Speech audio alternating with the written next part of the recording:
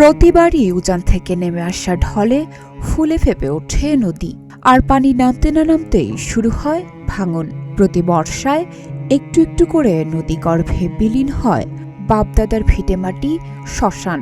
মুছে যায় শেষ চিহ্নটুকুও, হারিয়ে যায় প্রজন্মের পর প্রজন্ম ধরে বয়ে চলা স্মৃতিটুকুও। কথাগুলো বলতে গিয়ে বারবার সরতা নদীর দিকে তাকাচ্ছিলেন চট্টগ্রামের ফটিকছড়ি উপজেলার খিরাম ইউনিয়নের মধ্য খিরাম এলাকার পঞ্চশোর্ধ্ব কৃষক মন্টু নাথ। তার চোখে মুখে ছিল অসহায়ত্বের ছাপ, যেন নদীর প্রতিটি ঢেউয়ের সঙ্গে ভেসে যাচ্ছে শুধু মাটি নয়, ভেসে যাচ্ছে তার পূর্বপুরুষদের স্মৃতি, শেকড় আর একটি পরিবারের ইতিহাস। আরো বাপ দাদার আমলের শ্মশান খোলা, এখন তো কিন্তু বাঙেশ্বরী যারকে এখন আরো পরবর্তী আর খড়া মাটি দিম শ্মশান খোলা খড়া খাইম সরকারের হাতে কেন অবদান সাহায্য আর। মন্টুনাথের গল্প শুধুই একজন মানুষেরই নয়, এটি সরতা নদী, হালদা ও ধুরুং নদীর তীরবর্তী শত শত পরিবারের দীর্ঘদিনের বেদনার প্রতিচ্ছবি।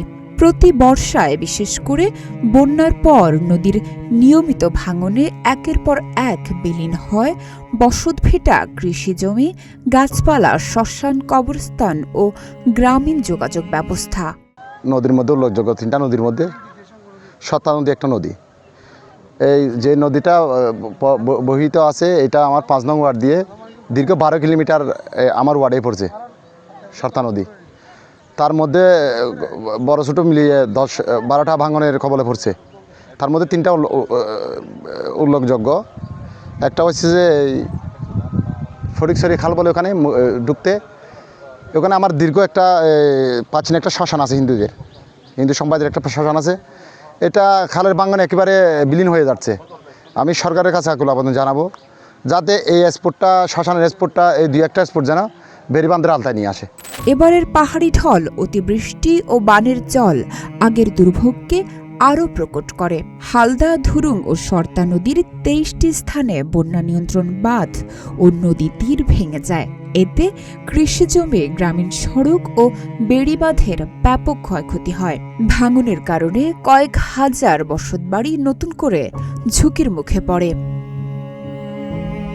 পানি উন্নয়ন বোর্ড চট্টগ্রাম কার্যালয় সূত্রে জানা যায়, 2026 সালের বন্যায় ফটিকছড়ির বিভিন্ন এলাকায় 2420 মিটার নদী তীর ও বন্যা নিয়ন্ত্রণ বাঁধ ক্ষতিগ্রস্ত হয়।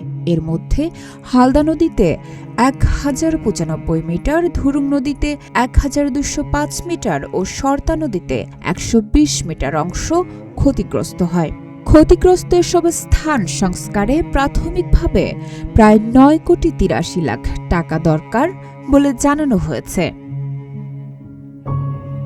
সরেজমিনে দেখা যায়, হালদা নদীর হারোয়ালছড়ি ইউনিয়নের পটিয়ালছড়ি, নজিরহাট পৌরসভার ফরহাদাবাদের চাঁদগাজী তালুকদার বাড়ি ও নারায়ণহাট ইউনিয়নের উত্তর সুন্দরপুর এলাকায় নদী ভাঙন দেখা দিয়েছে। অন্যদিকে ধুরুং নদীর পাইনদং ইউনিয়নের বেড়াজালের খয়রাতিপাড়া, ফটিকছড়ি পৌরসভার 9 নম্বর ওয়ার্ড ও কাঞ্চননগর ইউনিয়নের মানিকপুর এলাকায় নদীতীর ধসে পড়েছে। সরতা নদীর খিরাম ইউনিয়নের হচ্চার ঘাটের পূর্ব পাশ, মধ্য খিরাম নুরনগর পাড়া, গোয়াজ মোহাম্মদ বাড়ির পূর্ব পাশ ও প্রাচীন সমাধি খোলা এলাকায়ও ভাঙন অব্যাহত রয়েছে। স্থানীয়দের দাবি, এসব এলাকায় এরই মধ্যে প্রায় 10 একর কৃষিজমি নদীগর্ভে বিলীন হয়েছে। নদী ভাঙনের কারণে বিভিন্ন স্থানে কৃষিজমি, বন্যা নিয়ন্ত্রণ বাঁধ ও গ্রামীণ সড়কেরও ব্যাপক ক্ষয়ক্ষতি হয়েছে।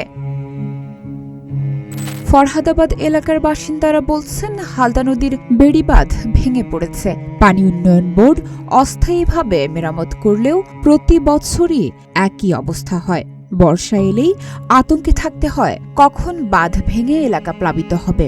হালদা নদীর ভাঙনের স্থায়ী সমাধান হলে এলাকার মানুষ অনেকটা নিরাপদে থাকতে পারত, কিন্তু দীর্ঘদিনেও কার্যকর কোনো উদ্যোগ চোখে পড়েনি। এছাড়া পাহাড়ি ঢলে ধুরুং নদীতে হঠাৎ ভাঙন শুরু হয়েছে। স্থানীয়দের ভাষ্য, পানি উন্নয়ন বোর্ড এসে ক্ষতিগ্রস্ত অংশ পরিমাপ করে গেছে। এখন স্থায়ী প্রতিরক্ষা ব্যবস্থা বাস্তবায়নের অপেক্ষায় পাড়ের মানুষ। বাগান ভাঙ্গে আরা তো টোয়া দিয়ে ঠিক করে দিলাম। গতবার পানির আরার বহুত কষ্ট দিয়ে তো এই চেয়ারম্যান মেম্বারের কাছে বহুতবার গে, কিন্তু ইনখনৰ সুরাহা ন খালত মধ্যে পানির স্রোত বেশি তাকানো যায় এটাই তো ভাঙ্গে রাস্তা ওই ওটা আছিল ওই ওটা দূর আছিল দোষী এদিকে এই গুজে আর কি কিরমর নাম পর্যন্ত তাইতো যে বাঙ্গা বাঙ্গের তাঁরা তো এটা তাকিবের অনেক শূন্য দেখিস খালে যে বাঙ্গা বাঙ্গের সরকারের কাছে একখান আবেদন জানাইলাম যে ইয়ান আত্মা নদীর খাল বাড়িঘর বাকি লজার গই আর ইয়ান বান্ধি পেলার ব্যবস্থা করে গরিবে লজার গই। তারপর এই চেয়ারম্যান সাহেব যে দুর্গজি আর শহরে আরও গরিবের আগতুন ভাঙ্গি তো আগতুন ভাঙ্গি যে মনে করেন 2 বছর আগে হাত করছি 2 বছর আগে হাত করছি যে এটা মানে বস্তা দিয়ে এটি নুরেতুন এতে কিন্তু আবার এভাবে ন দে এখন যেভাবে দিয়ে পাবে ন দে এই উরেতুন ধরুন না সমাজ ন যায় এর আবার মানে বাই গিয়ে গো তো আবার বাই গিয়ে গো এবছরই তারা হাত ধরছি যে প্রায় মানে ইন টিম বই এটা বস্তা টস্তা বই বোয়ানোর পর এটা আরো মেডিটেড আনি রেখি যে মেডিন টিন আনি রেখি হাজ ঘরে রানিং অবস্থার মধ্যে আছে। তো রানিং অবস্থা তাকিয়ে এবার যেতে বৃষ্টি বেশি এবার মনে করেন পানি বেশি গিয়ে তো পানি বেশি এই মানে কি জিনিস নিয়ে গই আবার পানির শুরুতে একটা জিনিস দিন দিয়ে ব্যাগে নিয়ে গই।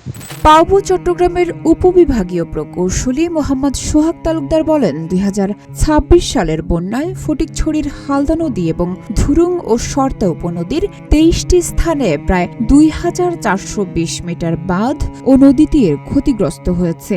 এর মধ্যে প্রায় 1250 মিটার এলাকায় জরুরি সংস্কার কাজ বাস্তবায়নের উদ্যোগ নেওয়া হয়েছে। অবশিষ্ট অংশ চলতি অর্থবছরের উন্নয়ন কর্মসূচিতে অন্তর্ভুক্ত করার প্রক্রিয়া চলছে। 2026 সালের বন্যায় হালদা নদী, ধুরং ও সর্তা উপনদীতে মোট 23টি স্থানে 2420 মিটার অংশ ক্ষতিগ্রস্ত হয়েছে।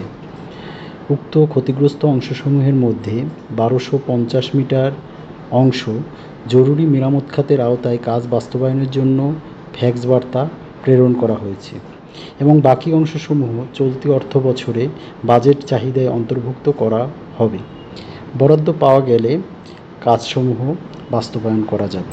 ফটিকছড়ি উপজেলা নির্বাহী কর্মকর্তা সাইদ মোহাম্মদ ইব্রাহিম বলেন, নদী ভাঙনের বিষয়টি প্রশাসনের নিবিড় নজরদারিতে রয়েছে। ক্ষতিগ্রস্ত এলাকাগুলোর তথ্য সংগ্রহ করে সংশ্লিষ্ট দপ্তরে পাঠানো হয়েছে।